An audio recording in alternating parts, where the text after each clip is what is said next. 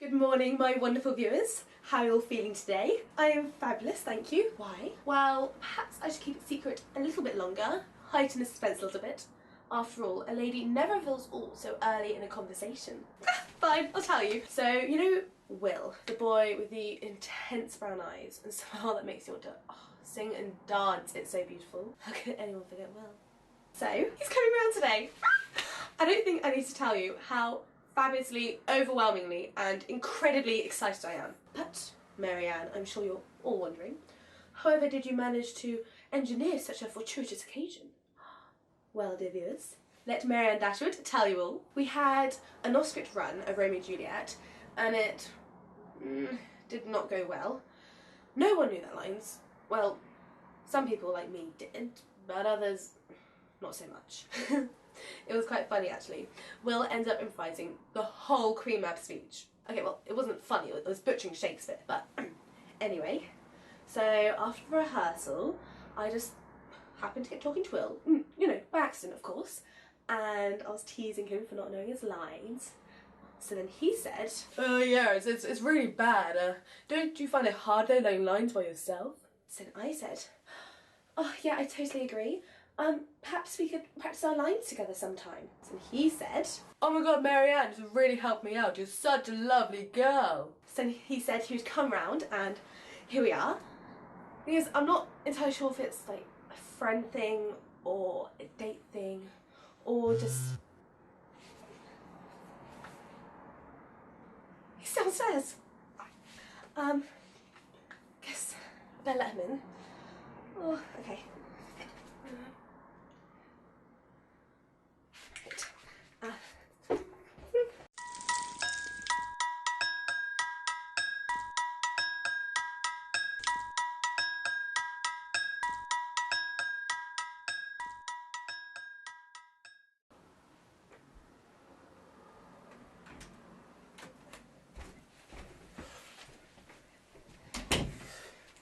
The room's nice.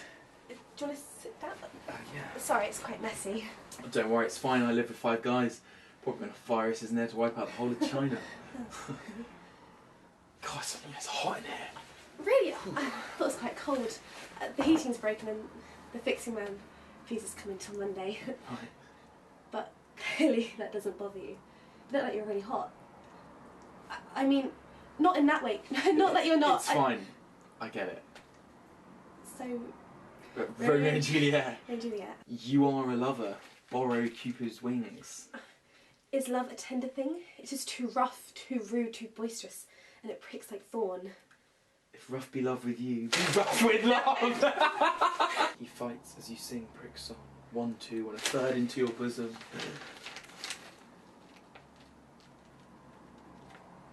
Oh, sorry, where was I? I think you were there? Okay. Maybe we could go through something. I could test you. Oh, yeah, sure. My first entrance is Act 1, Scene 3. You seem to know that pretty well. What about the party scene? Yeah, okay. Let me just... That you really impressed me in your audition. I think you're a great actress. Thank you. I thought you were incredible. The way you speak Shakespeare, it's just... It's so fresh. It's like you're the first person to have ever spoken those words. I mean, I think you're doing really well. I mean, especially as you're paired with Alan. I mean, what? He's like as emotive as a sack of potatoes. You don't like him, do you? No, I just think he would have been, you know, my first choice, considering who we have in the cast. So who would have been your first choice if you could have picked your own Romeo? Well, you know, I think objectively that you were the best actor in the cast. Really? Oh, Marianne, that really means a lot coming from you. Shall we? Yeah, right, of course. If I profane with my unworthiest hand this holy shrine, the gentle sin is this: my lips two blushing pilgrims stand to smooth that rough touch with a tender kiss. Oh, God! God! I mean, they just think this sonnet between Romeo and Juliet is like the most perfect piece of poetry ever written. Yes. Oh, I mean, Shakespeare, he amazes me. I mean, what he was writing 500 years ago, and he can still capture that rush, that feeling, you know, when you're falling for someone. Don't you think? Sorry, I'll just... Charlotte! Oh, hi, Marianne. Can you... Oh, you must be the boy she's been telling everyone about. You've been telling people about me? A bit. Yeah. Oh, don't be so coy, Marianne. She hasn't spoken about anything else since you carried her in from the rain. Did you need me for anything, Charlotte? Yeah, we're organising a movie night. So I was just wondering if you're coming. You can come too, obviously. Sure, what movie are we watching? Clueless. I could pretend I don't know what that is, but I had a lot of girls at school make me watch it. I had a lot of female friends at school. Oh, okay. So who's going anyway? Well, it's me, James, Edward, your sister, Brandon. Who's Brandon? Oh, seminar tutor. Oh, if he gives you one more lecture on feminism, I'll literally kill myself. It's so boring. Where's Brandon coming anyway? He's my brother. Oh, right.